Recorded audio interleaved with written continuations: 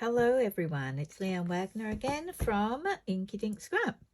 Hope you're having a lovely day. It's beautiful springtime weather here. We've got little showers happening and sunshine glowing down in Western Australia.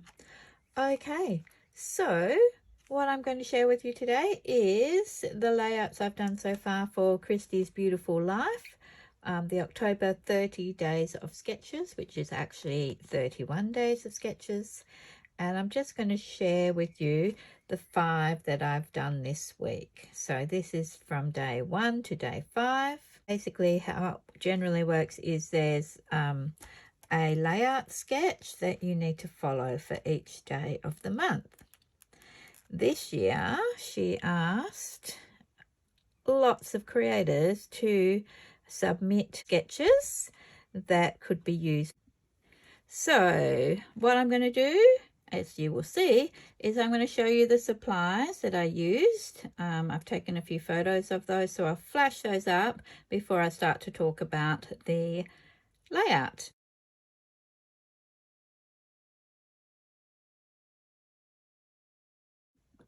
So here's layout 1. You would have seen the supplies that I selected to use for this layout. What I've done really is just I've picked out 31 of my homemade page kits. Layout 1, however, is from an old Uniquely Creative kit.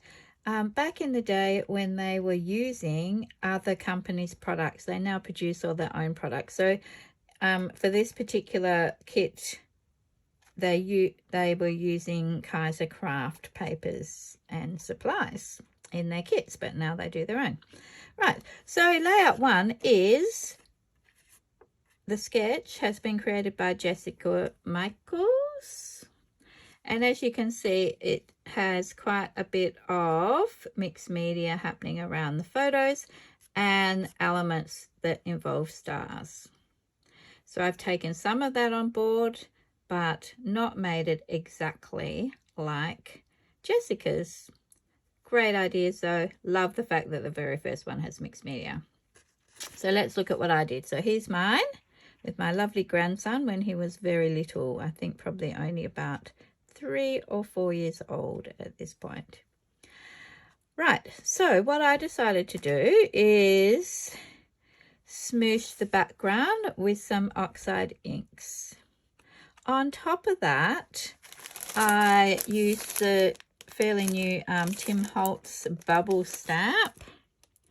Great stamp. I've used it several times now. And also for the stars, which are in the sketch, I decided to pull out this old CM Creative Memories cutter. So if you know Creative Memories at all, you will know that they have these blades. They have different types of cutters. This is an old shape one. It's pretty old now. I can't remember exactly how old, but it was, you know, fashionable at one point to cut your photos into shapes. So it's that old. No one does that anymore.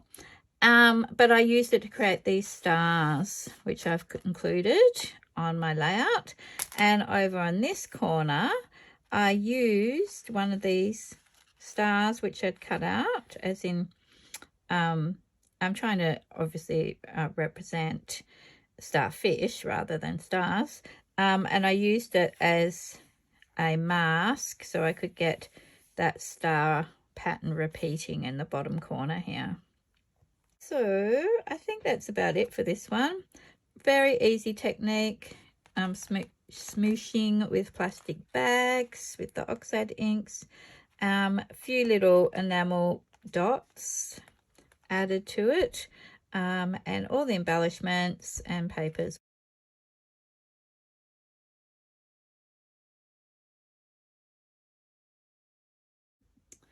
Right, number 2, here it is. So our day 2 sketch challenge was created by Maggie Blethen. Hopefully that's how you pronounce it, Maggie. I apologize if it's not. She has got this rather challenging frames and angles happening, and then clusters in each corner. around the photos. So for my papers, I used this old Maggie Holmes Sunny Days pad. I've made many page kits out of this, so there's actually only a few pages left in here. It's been well used, this one. So papers have been pulled from here, in particular this photo one, which I cut up, and also there was a cut apart sheet within this as well, which I cut up. To represent this angle, I put in the photos and the background, and also elements from the cut apart sheet. So my layout is my gorgeous son-in-law. Love him dearly. It's just lovely. And what I've done with this particular one is really just layered everything up. So in the Maggie's home pad, there was the sheet that had a lot of seashells on it, all different types, and I fussy cut those and layered those up for my embellishments. I have also cut out the tags, which were part of the paper pad as well. And once again, trying to represent this framed image, I've used plaited string to create that angled frame on there. What I've also done, if you notice in the background, I might just lift that up so you can see, is I have created some of my own photo maps that look like wood, weathered wood. So I'll just show you some pieces here so you get an idea. So I made some of these last week. So it's like old, weathered, cracked, peeling wood. And I've used those for the background mats of my photo. It looked very nautical to me, so went with that. If you want to find out how to make these, I will be at some later stage showing you how to do these yourself at home. So make sure you subscribe if you want to see that. Then the only other thing that I added onto here was these little stars. And they are a uniquely creative product. They have them in about 5 or 6 different colours, I think. And that's it for that one. I really like how it turned out. Oh, a few splatters. Once again, oxide inks.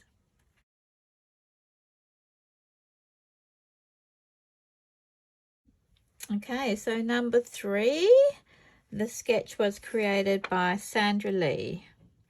It's a bit difficult to see this one, but basically it's like quilted, layered rectangles and squares of paper with the photos on the top. All right, so I use this for a layout about my grandson when he broke his arm. He's looking a bit sad and sorry there. Wasn't very happy about the situation at all. Understandably, fell over in the playground at school. Every teacher's nightmare, and tripped and hit the concrete too hard. So what I used for this one was, and I just kept the strip so I can show you, Colour Play Under the Weather collection is what the papers are from. I only had a couple of the papers, but they work quite well for this idea of an almost quilted background. So I've worked on top of just some green cardstock, which I think was just some basil cardstock. The embellishments were just images cut from the paper, from the cut apart cards. They were 3x4 cards. And I've used some of those 3x4 cards here and here as well. And then I did a little bit of stenciling on just some crosses here and here, and then I found these really large enamel dots. They're really giant ones that I've had for quite a long time that needed using up, and I've popped some of those on. I thought I could throw those on given that there's dots on the band-aids in the pattern paper. So that one's pretty easy, pretty quick. Not a lot to this one. Right, let's look at number 4.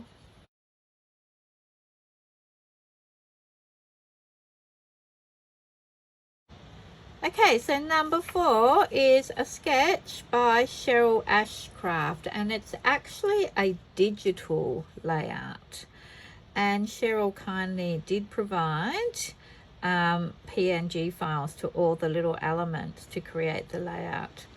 However, it didn't really work for my photo and what I was trying to do.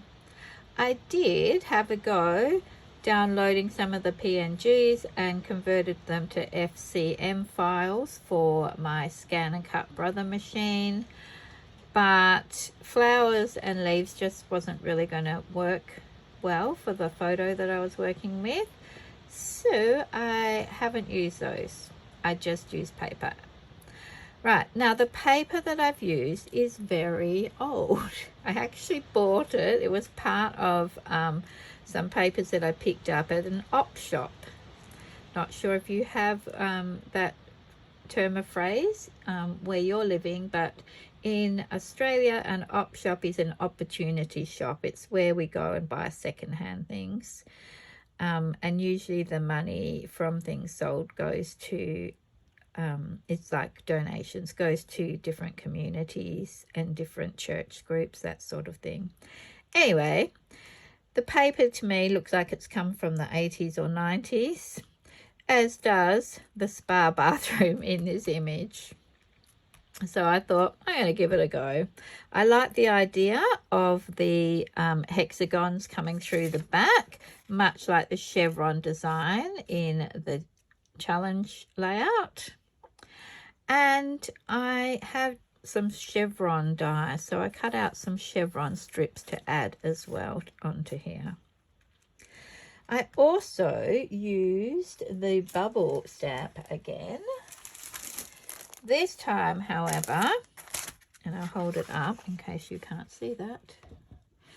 This time, however, I stamped it with white ink, and then I did some embossing with clear embossing powder and seafoam white embossing powder. However, it has not really puffed up like it should have. I'm pretty sure this, which is so old, I've had it for such a long time. I think I've only actually used it once in, I don't know, 15 years. It's that old. I'm surprised it even stuck to the page, to tell you the truth. I think I've used it once to make a foamy looking stamp title once.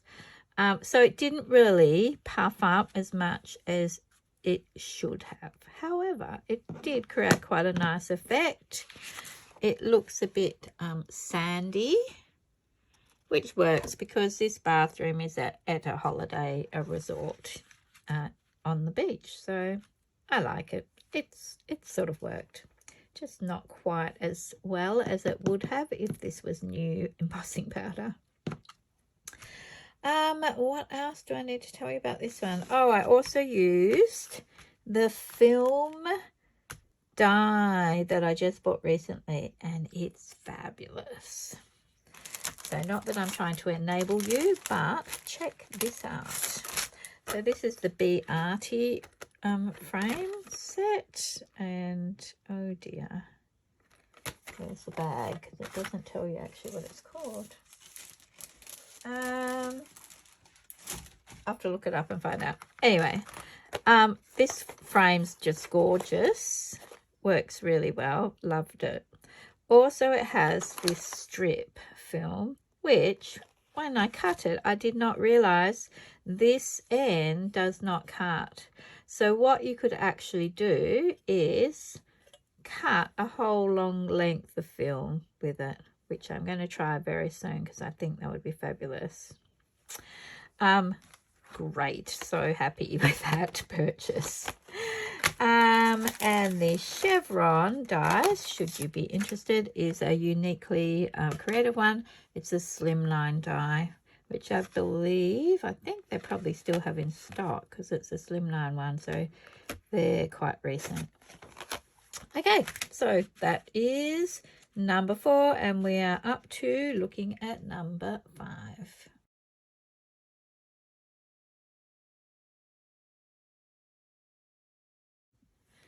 Okay, here's number 5. Number 5 was also using some Maggie Holmes papers, some old ones that have these insects on and this foliage here. I, as you can see, used some washi tapes, and to be honest, that was to cover a mistake. So when I cut this background paper square, as in the design created by Lisa Sikorsky, my square somehow wasn't square, and it had a slight angle at the bottom, and I really didn't like that. So I've added the washi strips in there to cover up my error. As you can see in the day 5 sketch, there's no washi tape. Sometimes you just got to go with what works for you. So to cover up my error, I put the tape in.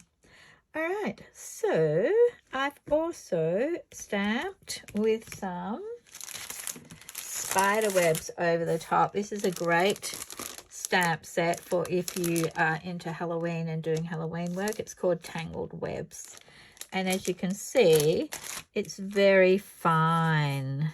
It's beautiful. It's a beautiful stamp.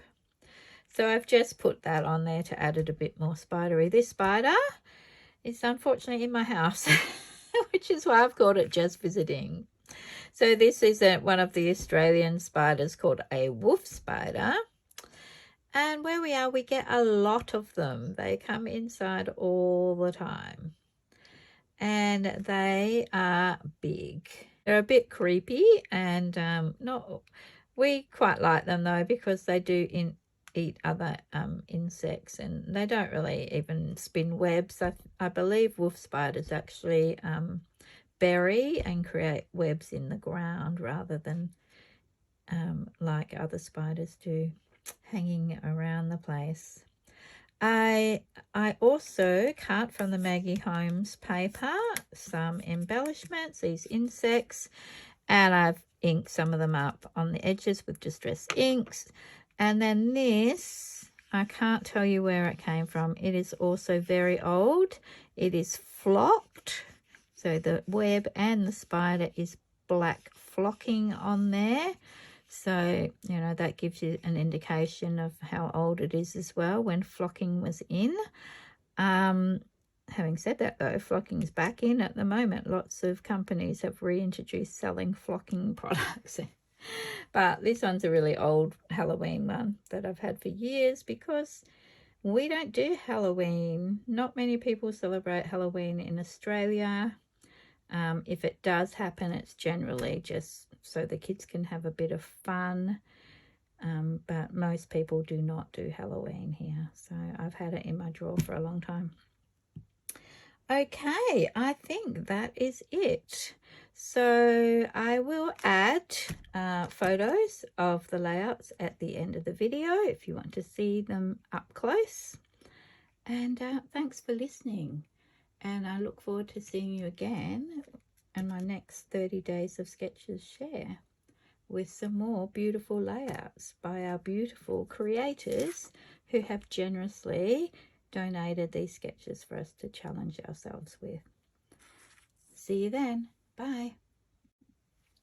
So I am going to be featuring on day 24. So I'll be putting up a process layout where I'm using the sketch from day 24 and showing you how I create my layout.